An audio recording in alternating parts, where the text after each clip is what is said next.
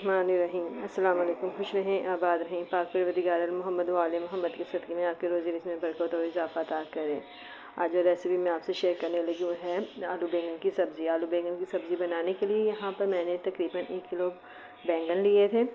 उनको मैंने अच्छे तरीके से उनका छिलका उतार लिया है और ये छोटे छोटे क्यूब्स की सूरत में मैंने इनको काट कर पानी में भिगो कर रख दिया है। बैंगन को हमेशा पानी में डालें, जब भी कटिंग करें तो इनको पानी में भिगो दें क्योंकि ये फ़ौरन काले हो जाते हैं। साथ में यहाँ पे मैंने आधा किलो के करीब आलू लिए थे, उनको मैंने काट लिया है और इनको अब मैं भूनूंगी। मसाले के लिए जो मैंने चीज़ें ली हैं उसमें अदरक लहसुन का पेस्ट, टमाटर और प्याज, इनको सबको मैंने ग्राइंड कर लिया है अच्छे तरीके से। और ये अब मैंने इनको चूल्हे पर चढ़ा दिया। अब मैंने इसमें ऑयल और मसाला वगैरह कुछ भी शामिल नहीं किया है। पहले मैं इसका टमाटरों का पानी खुश्क करूँगी, उसके बाद फिर मैं इसमें ऑयल शामिल करूँगी। इस टमाटरों का पानी जो है वो खुश्क हो गया है। अब यहाँ पे इसमें मैं ऑयल शामिल करूँगी। ऑयल तकरीबन मैं 1 कप के करीब जो है वो डालूँगी और फिर इसको मैं मसाले को अच्छे तरीके से भूनूँगी। और अभी इसमें मसाले जात भी मैं शामिल करूँगी। यहाँ पे मैंने नमक, हल्दी और मिर्चें शामिल कर दी हैं और अभी इसमें खुश्क मेथी भी शामिल करूँगी। पहले मैं इनको थोड़ा मिक्स कर लूँगी।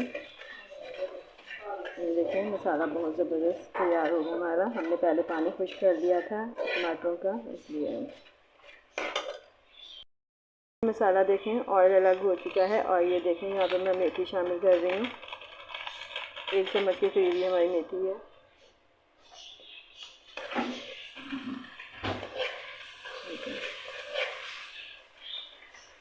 अच्छे तरीके से हमने मसाले को भूनना है। मसाला अच्छा भुना हो तो सब्ज़ी ज़्यादा मज़ेदार लगती है और इसमें मसाले की खुशबू बहुत ज़बरदस्त आती है, उसका टेस्ट बहुत ज़बरदस्त होता है।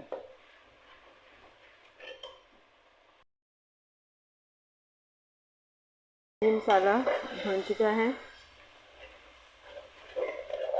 अब मैं इसमें बैंगन शामिल करूँगी जो कि मैंने पानी में भिगो के रखे थे। पानी मैंने निकाल दिया है और तमाम बैंगन मैं इसमें शामिल करूँगी और इनको इतना भूनूँगी कि ये भूनने के दौरान ही सारे बैंगन जो हैं वो गल जाएं। इसमें पानी हम शामिल नहीं करेंगे।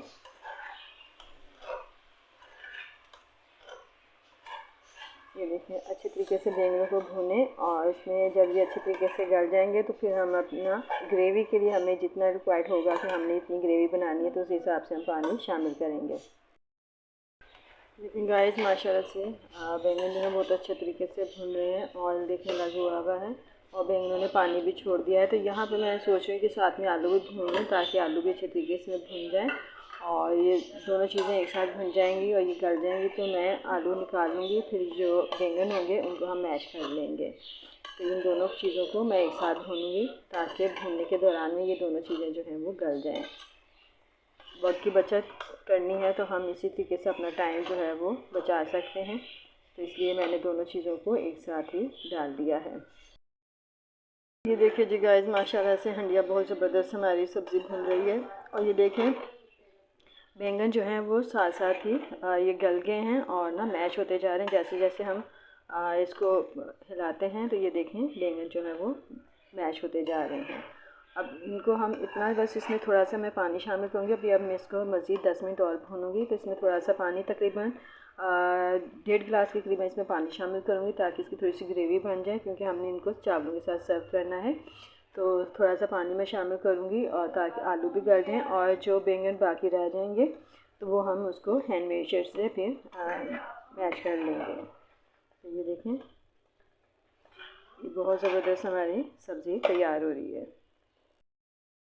ये गाइस माशाल्लाह से बहुत ज़बरदस्त हमारी ये सब्ज़ी जो है वो भुन चुकी है। अब इसमें मैं पानी शामिल करूँगी ताकि आलू अच्छी तरीके से गल जाए, हमारी ग्रेवी भी बन जाए।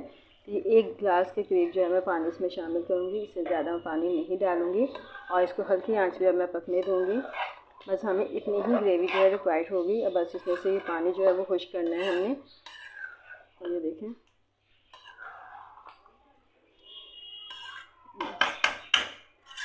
इसका पानी बस जो मैंने पानी शामिल किया है ये इसलिए शामिल किया है कि ये आलू जो है ना वो अच्छे तरीके से गल जाए।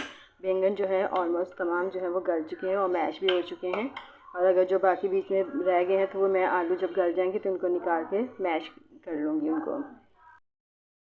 जी माशाल्लाह से गाइस हमारी ये सब्ज़ी जो है बिल्कुल रेडी हो गई है। अब यहाँ पर आखिर में मैं इसमें इमली का पानी शामिल करूँगी, जो कि मैंने इमली का पल्प निकाल के रखा हुआ है।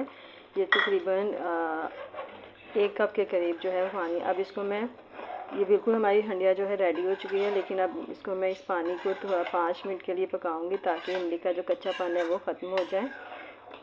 तो ये देखें, और हमने बिल्कुल यही इसकी ग्रेवी जो है हमने इतनी ही रखनी है। बस ये जो है हमारी इमली का पानी 5 मिनट पक जाए तो फिर इसमें आखिर में मैं हरा धनिया शामिल करूँगी, और इस तरीके से ये हमारी बैंगन की सब्ज़ी जो है बिल्कुल रेडी हो जाएगी।